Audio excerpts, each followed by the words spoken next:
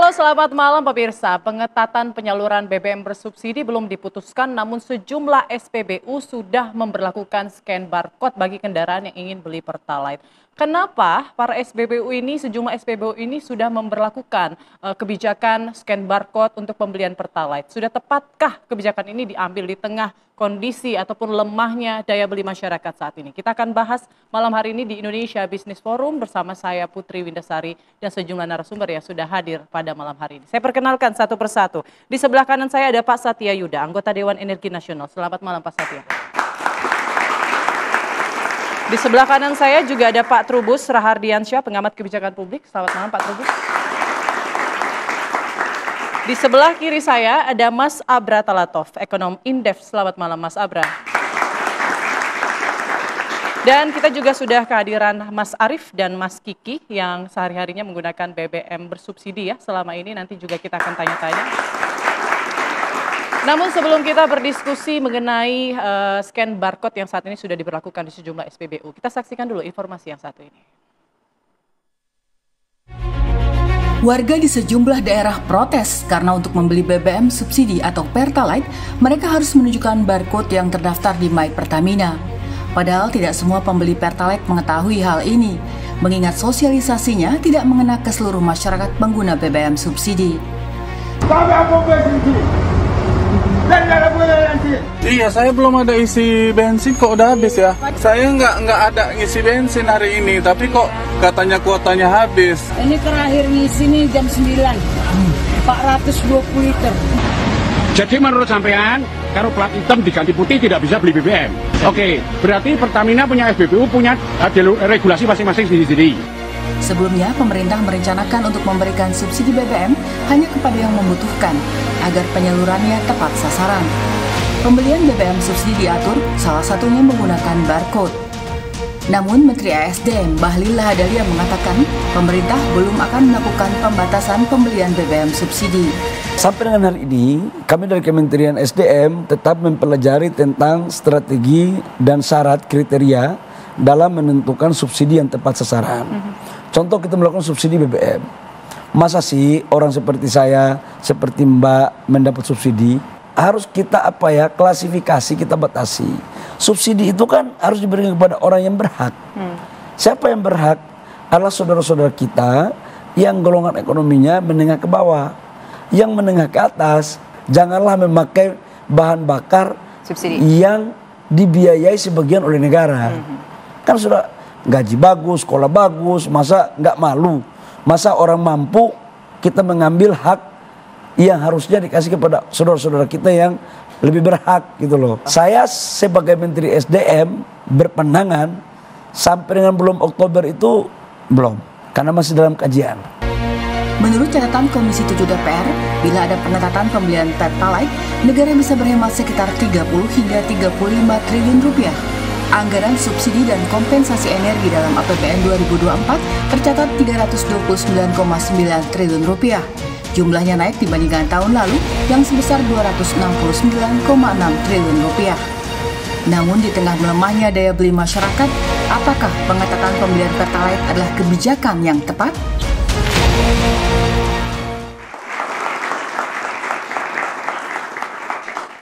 Ya, saya mau langsung tanyakan ke Mas Kiki yang ada di depan saya. Mas Kiki, boleh dijelaskan mungkin aktivitasnya sehari-hari, kesibukannya seperti apa? Baik, nama saya Rizky Maulana Ramadan, biasa dipanggil Kiki. Saya sebagai mahasiswa dan selaku pengusaha yang biasanya saya sebagai broker jual properti online atau jual mobil bekas online, seperti itu.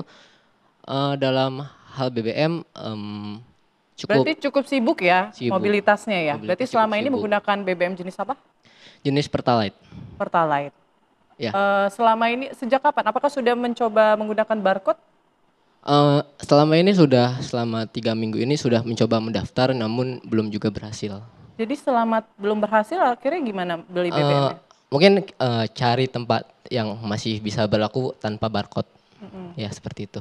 Berarti ada sejumlah SPBU juga yang masih belum menggunakan barcode begitu Ya. untuk pembeliannya. Tapi cukup jauh nggak dari mungkin jarak dari rumah Anda? Biasanya Anda SPBU yang pertama misalnya A, kemudian Anda harus pindah ke SPBU lain untuk mencari. Susah nggak? Antriannya bagaimana? Jika itu cukup susah karena biasanya kalau misalkan nggak bisa pertalite dan ke pom selanjutnya juga nggak bisa pertalite, mau tidak mau kita beli Pertamax. Jadi sudah tidak jalan lain daripada kita jalan lagi nanti kehabisan bensin. Jadi itu yang harus dilakukan sih, seperti itu. Jadi bisa karena antrian panjang, kemudian beralih ke Pertamax, ataupun juga memang sudah sedikit sekali sisa bensinnya, mau nggak mau akhirnya membeli Pertamax begitu ya Mas Kiki ya? Ya betul. Baik, saya mau ke Pak Satya terlebih dahulu. Pak, kalau Anda melihat dari Dewan Energi Nasional melihat seberapa urgenkah kebijakan ini kemudian diambil di tengah kondisi ekonomi makro dan juga geopolitik yang terjadi saat ini? Oke, tes. Saya disclaimer dulu ya, saya tidak mewakili Dewan Energi Nasional, tapi saya melihat dalam kerangka yang lebih luas, karena kebijakan daripada pembatasan itu kan di dalam rangka untuk supaya subsidi tepat sasaran. Karena apa yang ada di dalam konstitusi kita dan bahkan juga di dalam kebijakan energi nasional baik yang lama ataupun yang baru, yang kita lihat adalah bahwa subsidi itu hendaknya betul-betul diberikan kepada orang yang memang daya belinya rendah. Jadi yang disampaikan oleh Pak Menteri SDM tadi sangat tepat, hanya sampai sejauh mana kesiapan kita menggunakan metode apa sehingga betul-betul targeted ya. Maka apa yang dilakukan oleh Pertamina di dalam pelaksanaannya, tools yang dipakai kan My Pertamina menggunakan barcode ya. Itu kan tujuannya adalah menseleksi agar si pengguna itu betul-betul memang orang yang memang layak menggunakan BBM jenis tersebut. Maka kenapa muncul tadi barusan dikatakan ada yang tidak kebagian, ada juga yang kebagian. Dari pengamatan saya yang sudah saya lihat sekarang ini, kan Pertamina sudah mulai meregistrasi beberapa kendaraan dan cukup besar ya. Dari data yang pernah saya baca itu lebih dari 3 juta yang sudah terregister. Walaupun jumlah kendaraan kita mungkin tidak seberapa kalau dibanding dengan total kendaraan seluruh Indonesia. Tapi prestasi untuk sampai ke lebih daripada 3 juta kan kita apresiasi. Ya, bahwasanya mereka terregistrasi, dengan demikian dianggap bahwa yang sudah terregistrasi itu akan menjadi satu kendaraan yang memang legitimate untuk menerima subsidi tersebut. Walaupun di dalam perjalanannya masih ada sekitar 100.000 lebih yang terindikasi tidak tepat atau timbul fraud di situ. Ya, ada sekitar 100. Mereka melakukan seberapa banyak fraudnya? Sekitar 100.000 sendiri itu ada terbagi beberapa jenis fraud ya. Mulai dari 66.000 yang fraudnya jenis tertentu gitu, sementara sisanya juga ada jenis fraud yang lain. Jadi kategorisasinya saya lupa ya pentahapannya, tetapi yang jelas sekitar 116 ribuan itu boleh dikata yang terjadi kecurangan dari 3 juta sekian yang terdaftar. Nah, kecurangan ini dari konsumen atau kesalahan input data mungkin atau? Ya, tidak teridentifikasi secara detail, tetapi yang jelas lebih pada konsumennya. Karena di situ kan terdiri dari beberapa kendaraan yang mungkin dia memalsukan plat nomornya, ya kan, sehingga bisa melakukan pembelian berulang gitu ya. Itu kan cara-cara yang dilakukan oleh Pertamina untuk mengantisipasi supaya itu tidak terjadi. Jadi kita melihat sudah ada jumlah yang terregistrasi, sudah teridentifikasi paling tidak yang melakukan kecurangan, menurut saya ini sesuatu yang baik. Namun demikian yang mesti digarisbawahi di sini adalah bahwa semuanya memerlukan payung hukum. Ya, payung hukum yang sudah pernah diberikan itu adalah PP 191 tahun 2014 yang hingga saat ini masih belum direvisi. Nah, menurut saya maju mundur ini akan nampak karena payung hukumnya belum firm begitu ya. Sementara sudah dilakukan pembatasan dalam tanda petik walaupun tujuannya baik. Nah, itu yang dimaksud oleh Menteri SDM tadi bahwa ini masih dikaji dari waktu ke waktu, pada gilirannya nanti akan sifatnya bukan lagi voluntarily ya, tetapi betul-betul menjadi keharusan atau mandatori yang harus dijalankan oleh pemerintah. Baik Pak Satya, saya mau ke Mas Abra. Mas Abra, ini sosialisasinya belum maksimal tapi kebijakannya sudah dijalankan. Ini bagaimana dampaknya bagi masyarakat? Ya, ini saya melihat kegaduhan terkait dengan penyaluran BBM bersubsidi di masyarakat ini menjadi kontraproduktif ya, dengan komitmen pemerintah Jokowi dari awal periode pertama menuju ke periode kedua untuk menerapkan kebijakan yang tepat sasaran, BBM bersubsidi tepat sasaran. Nah, mungkin flashback sedikit ya, bahwa sebetulnya permasalahan ini tidak akan terjadi kalau saja Presiden berani untuk segera merevisi Perpres nomor 191 tahun 2014, di mana poin penting dari Perpres tersebut adalah mengenai kriteria masyarakat yang berhak membeli BBM bersubsidi, ya, solar maupun BBM penugasan Pertalite.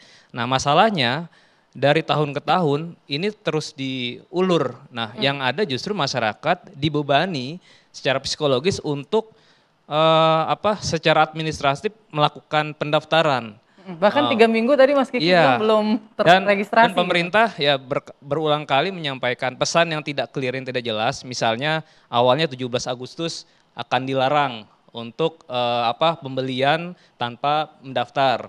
Kemudian diundur lagi 1 September dan diundur lagi 1 Oktober. Akhirnya diputuskan untuk dibatalkan. Walaupun ini juga masih debatable apakah betul-betul dibatalkan ataukah nanti di presiden yang baru akan diteruskan. Nah, artinya ini masyarakat sudah terlanjur menghadapi kekecewaan ya mengenai kebijakan subsidi yang tepat sasaran ini, dan tentu ini akan menjadi beban bagi pemerintahan mendatang, bagi Presiden Prabowo terpilih ya, untuk mengeksekusi kebijakan tepat sasaran ini. Karena ketika nanti kebijakan ini dieksekusi, tentu ini akan dampaknya besar sekali ke ekonomi masyarakat di tengah sekarang situasinya daya beli masyarakat sedang lemah ya, terbukti dari data BPS bahwa 5 bulan terakhir kita mengalami deflasi. Nah, deflasi ini memang salah satunya faktornya karena daya beli masyarakat yang sedang melemah. Nah, kalau kebijakan pembatasan BBM subsidi ini tidak disiapkan dengan baik, yang ada nanti justru masyarakat khawatir ya, terjadi kepanikan. Kemudian nanti akan berdampak terhadap kenaikan harga-harga lain. Betul. Nah, jadi memang dalam hal kesiapan saya pikir ini yang menjadi problem utama, termasuk gangguan teknis kan beberapa waktu belakangan 2 bulan lalu dan beberapa minggu lalu terjadi gangguan penggunaan QR Code di beberapa area sehingga masyarakat tidak bisa mengakses atau membeli untuk menggunakan QR Code, terjadi layanannya menjadi terhambat lah, walaupun pada akhirnya secara manual oleh petugas SPBU diperbolehkan. Nah, memang saya pikir memang penggunaan aplikasi My Pertamina awalnya dibangun itu memang dalam kerangka transisi sebelum nanti ada kebijakan yang lebih tegas. Siapakah masyarakat yang boleh membeli? Apakah nanti kriterianya berdasarkan jenis kendaraan atau berdasarkan data individu atau rumah tangga? Tetapi dengan adanya database melalui My Pertamina itu menjadi jalan menuju ke sana. Nah, kan database ini nanti digunakan untuk memprofiling. Jadi dari nomor kendaraan yang sudah terdaftar, sudah terverifikasi, berapa konsumsi hariannya, mingguannya, bulanannya itu akan perilakunya akan dipelajari dan menjadi dasar kira-kira kebutuhan BBM subsidi ya di wilayah tertentu dalam periode tertentu 1 bulan atau 1 tahun itu kuotanya berapa juta kiloliter. Nah, nanti pemerintah dari sisi dukungan anggaran negara fiskal itu bisa memproyeksikan kebutuhannya secara real karena konsumsinya real sudah dipelajari gitu. Harusnya itu dulu ya. Database itu sangat penting untuk perencanaan anggaran ke depan karena sekarang ini dan tanpa ada database kuota BBM subsidi itu dari tahun ke tahun terus meningkat tanpa ada justifikasi yang kuat kenapa melonjak. Misalnya subsidi solar ya tahun ini sudah 19,5 juta kiloliter, tahun depan juga sekitar 19,4 juta kiloliter, bahkan Pertalite itu sekarang sudah tembus 31 juta kiloliter, sebelumnya itu hanya 26 juta kiloliter. Artinya masyarakat semakin bergantung dengan BBM subsidi. Dalam catatan saya kurang lebih 80% ya BBM subsidi itu khususnya yang Pertalite itu mendominasi penjualan. Jadi sisanya hanya sekitar 20% itu yang Pertamax dan di atasnya. Jadi sangat membebani masyarakat kalau kebijakan ini tidak bisa disiapkan dengan baik. Begitu ya bagaimana kemudian golongan-golongan mana saja yang kemudian mendapatkan BBM bersubsidi, kemudian juga tadi ada kendala-kendala seperti registrasi barcode-nya juga masih terhambat selama 3 minggu. Nanti kita bahas lagi usai jeda berikut. Indonesia Business Forum masih akan kembali saat lagi.